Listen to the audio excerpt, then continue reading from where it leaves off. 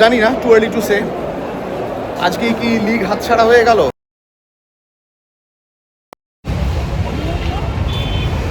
11 দিনের মধ্যে 3 নম্বর ম্যাচ, চলে এসেছি মাঠে অ্যাজ ইউজুয়াল। আজ আমাদের খেলা এমন একটা দলের সঙ্গে যাদেরকে ধরা হচ্ছে যে এই গত 3টে ম্যাচের মধ্যে সবচেয়ে কঠিনতম প্রতিপক্ষ, এবং সেই প্রতিপক্ষর নাম জামশেদপুর এফসি। জামশেদপুর এফসির অনেকটাই আমাদের প্রাক্তন খেলোয়াড়দের দিয়ে সমৃদ্ধ। বিশেষ করে এমন একজন রয়েছে, অন্তত গত মরশুমে আমি বলেছিলাম ঘোষিতভাবে যে আমি তার ফ্যান বয়, সে হচ্ছে মাদি তালাল।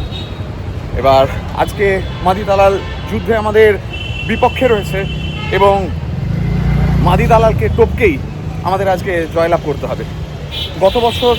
গতকালকের দিনে ইস্টবেঙ্গল প্রথমবারের জন্য আইএসএলে তার জয়ের হ্যাট্রিক তুলে নিয়েছিল। আজ দেখা যাক সেই জয়ের হ্যাট্রিক আবার আসে কিনা, আবার 1 বছর 1 দিনের মাথায় সেটা রিপিট হয় কিনা। এখন সেই জয়ের হ্যাট্রিকের আশাতেই আমি এগিয়ে চলেছি যুবভারতী ক্রীড়াঙ্গন স্টেডিয়ামের দিকে। খেলা শুরু হবে আর মিনিট 10-এর মধ্যে। কিছুক্ষণ পরে থাকবো মাঠে, এবং মাঠ থেকে তুলে ধরবো মাঠের আজকের যাবতীয় কর্মকাণ্ড। ততক্ষণ সঙ্গে থাকুন জয় ইস্ট বেঙ্গল।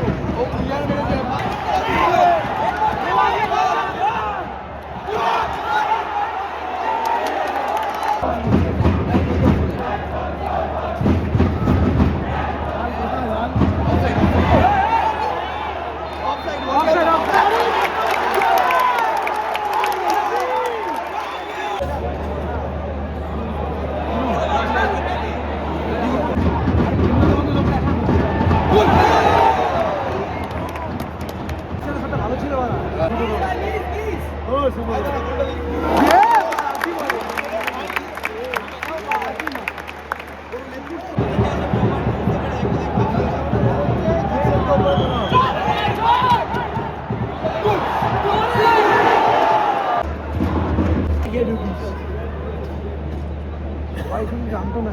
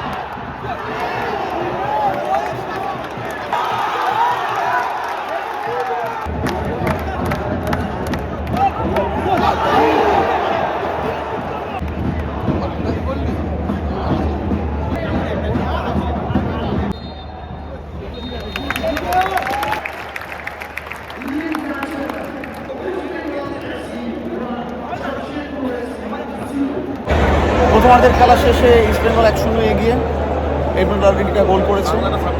এখনো পর্যন্ত ইস্টবেঙ্গলই ডমিনেট করছে, 10টা শট নিয়েছে, যদিও অন টার্গেট শটের সংখ্যা এখনো খুবই কম, মাত্র 2টো।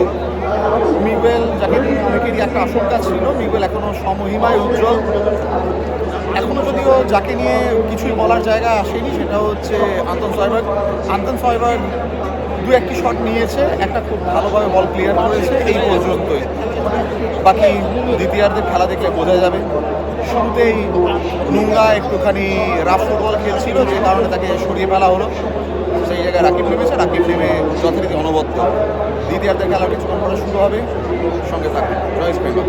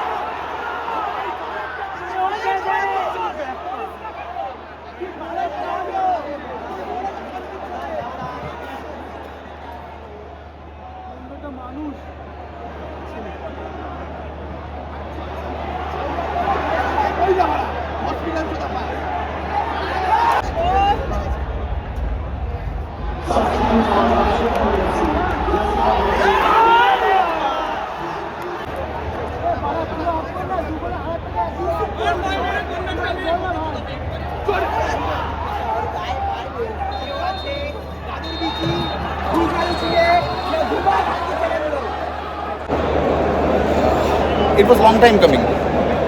এটা আগের ম্যাচেই কেন জানি আমার মনে হচ্ছিল যে আমরা বড্ড বেশি গাছ ঢিলেমি দিয়ে খেলছিলাম। দিল্লি প্রচণ্ড দুর্বল দল ছিল, ম্যাচ বেরিয়ে গেছে। আজ সেটা হওয়ার চান্স ছিলই না। আমি জানি না কেন মাহাদি তালালের মতন প্লেয়ারকে মাঝ মাঠে গোটা সময়টা উইদাউট মার্কিং রেখে দেওয়া হলো, ফাঁকা খেলে বেরিয়ে গেল। এবং সেই আমাদের নেমেসিস রেই তাচিকাওয়া 3 ম্যাচে 4টে গোল। ইস্ট বেঙ্গলকে দেখলেই জ্বলে ওঠে, সাবস্টিটিউট হিসাবে নেমে গোল করে দিয়ে বেরিয়ে চলে। কারণ আমাদের সাবস্টিটিউট নন্দকুমার জানেই না কিভাবে খেলতে হবে, কার পায়ে বল রাখতে হবে। নন্দকুমার কাউকে চেনেই না। তো দিনের শেষে হয়তো জানি না, টু আর্লি টু সে, আজকেই কি লিগ হাতছাড়া হয়ে গেল? কারণ 13 ম্যাচ 39 পয়েন্ট, আমরা 3 পয়েন্টে পিছিয়ে গেলাম। জামশেদপুর আজকে লিগ টেবিল টপ, কালকের খেলা মাচা ভার্সেস চাচা, খুব স্বাভাবিকভাবে চাচারা 3-4 গোল তো খাবে, মানে মাচারা টপে উঠে আসবে। আমরা 3-এ নেমে গেলাম হিসেব মতন। আর এখান থেকে রিকভারির পালা, যদি রিকভারি করা যায়, জানি না সেই আশা রাখা যাচ্ছে না। অন্তত আজকে যেভাবে আমাদের লেফট উইং আটকে গেল জামশেদপুরের কাছে, সবাই এই স্ট্র্যাটেজিটা নিলে আমাদের লেফট উইংকে আটকে দেওয়ার খুব একটা টাফ কিছু হবে না। যাই হোক, খেলায় হার জিত আছে, আজকে হেরে গেছি, সেই হ্যাট্রিকের ঘাট বেরোতে পারিনি। 2 জয় 1 হার 3টে ম্যাচের শেষে, এখনো 10টা ম্যাচ আছে, দেখা যাক। Let's hope for the best. জয় ইস্ট বেঙ্গল।